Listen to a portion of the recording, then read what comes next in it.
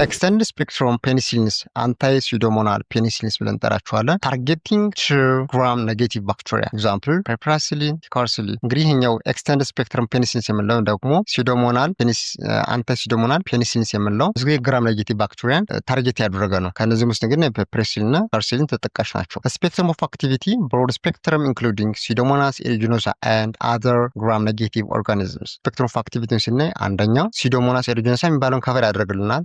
ደግሞ ሌሎቹን ግራም ኔጌቲቭ ባክቴሪያዎችንም ከቨር ያደርግልናል። እንግዲህ ይሄ ብዙ ጊዜ ሲዶሞናስ ኤሪጂኖሳ የሚታወቀው ሆስፒታል አኳየርድ የሚባል ባክቴሪያ ነው። ግራም ኔጌቲቭ ባክቴሪያ ነው ማለት ነው። የሚታወቀው ሲዶሞናስ ኤሪጂኖሳ የሚታወቀው ሆስፒታል አኳየርድ ግራም ኔጌቲቭ ባክቴሪያ ነው። ለብዙ መድኃኒቶች ሬዚስታንት ነው ማይክሮኦርጋኒዝም።